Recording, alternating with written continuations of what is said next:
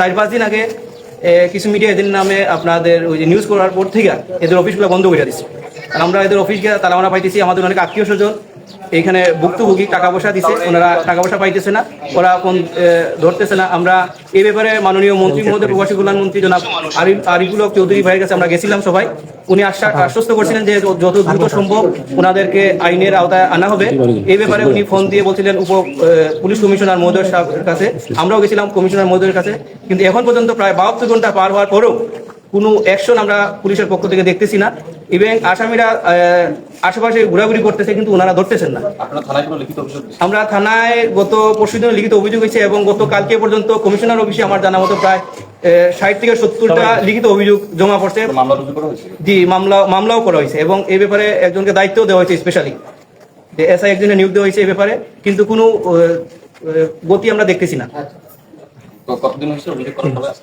আজকে প্রায় 72 ঘন্টা পার হয়ে গেছে। মাননীয় মন্ত্রী মহোদয় আমাদেরকে আশ্বস্ত করছিলেন ওই গত 3 দিন আগে, যে উনি সিলেটে আছিলেন, আমরা সার্কিট হাউসে গিয়ে ওনার সাথে দেখা করছি, আমরা প্রায় 100-150 লোক। উনি আশ্বস্ত করছিলেন এবং সাথে সাথে ফোন দিয়ে বলছিলেন মাননীয় মন্ত্রী মহোদয়, কমিশনার মহোদয়কে এটা একটা দ্রুত ব্যবস্থা নেওয়ার জন্য। এবং ওনারা আমরা আবার কমিশনার বরাবর আমরা আসছিলাম, কিন্তু ওনারা ব্যবস্থা নিতেছি হইতেছে, এইরকম করতে করতে 72 ঘন্টা পার হয়ে গেছে। আমরা এখন নিরুপায় হয়ে গেছি। যাদের বিরুদ্ধে অভিযোগ তাদের সাথে কি আপনাদের কথা হয়েছে?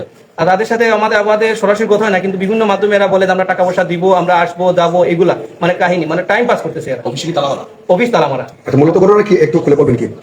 মূলত ঘটনা হয়েছে, এখানে একটা এজেন্সি, এরা দীর্ঘদিন যাবত মানুষকে বিদেশে পাঠানোর নামে আপনার কারোর কাছে 1 লাখ, 4 লাখ, 5 লাখ এরকম টাকা পয়সা নিয়ে বিদেশ পাঠাবে বলে নিতেছে, পর্তুগাল, কানাডা, বিভিন্ন দেশে। কিন্তু আদৌ এরা কোনো লোক পাঠায় নাই। এবং গত কয়েকদিন আগে কিছু মিডিয়া ওদের ধরছিল, ধরার পরে দেখা গেছে যে ওরা ওই যাদেরকে ভিসা পাইছি বলতেছে, এরা এদেরকে ভাড়া করে নিয়ে আসে, কারো 1000, কারো 2000 টাকা ভাড়া করে নিয়ে আসে, এবং ওই টাকার প্রেক্ষিতে ওই কিছু ভুক্তভোগীরা বলে যে আমরা ভিসা পাইছি, কানাডার পাইছি, পর্তুগালের পাইছি, আমেরিকার পাইছি। এটা সব জাল, এদেরকে সাদে এগুলো করতেছে। ভুক্তভোগীর সংখ্যা কত? আমাদের জানা মতো প্রায় 400-500 লোক হবে।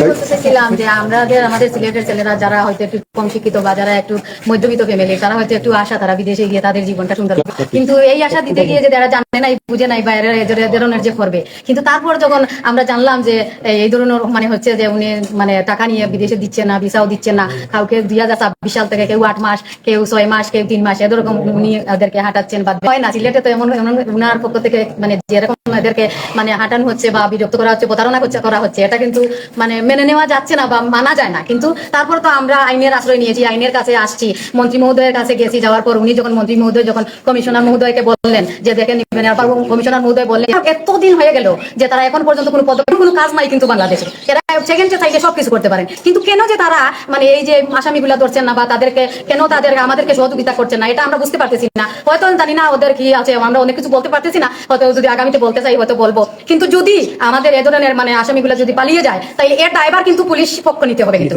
একটা ফাইনালি বলে দিলাম, এরা পুলিশ পক্ষ নিতে হবে। আজকে বলে দিলাম, যদি আমাদেরকে হয়রানি করায় তাইলে কিন্তু এর চাইতে আরো বড় কিন্তু প্রতিবাদ কিন্তু আমরা আগামীতে নামবো। এরা কিন্তু আমাদেরকে সহযোগিতা করছে না, মন্ত্রী মহোদয়ের ফোনের মানে অপেক্ষা না করে ওনারা করতেছে না। তাইলে আমরা কার কাছে যাবো আপনারা বলেন? তাইলে ওনাদের নিশ্চয়ই হাত আছে আসামিদের সাথে, তাইলে আমরা তাদেরকে কি বলবো আপনারা বলেন? আপনাদের যে অভিযোগ আসলে যে প্রতিষ্ঠানের বিষয় কিন্তু বলেননি আপনারা। আমরা বলছি এমএক্স অ্যাসোসিয়েশন উপসরে এমএক্স অ্যাসোসিয়েট। হ্যাঁ, তারপর ইমন আমার আছে একজন, আমার ছেলে আছে। আপনারা কত টাকা নিছেন টোটাল? 1 লক্ষ টাকা। যাবেন নিছে না ইমন নিছে? আমি ইমনের কাছে। আমরা মূলত মামলা করছি গত 3 দিন আগে। তো আসামি তারা চেক করছেন, কইছেন যে আছে এক জায়গায়। তারা এখন পর্যন্ত যে আসামি চেক করছেন, কিন্তু এখন পর্যন্ত আসামিরা গ্রেফতার করা হয়েছে না। আসামি কিন্তু বাংলাদেশের ভিতরে আছে, এখন পর্যন্ত তারা গ্রেফতার করা হয়েছে না।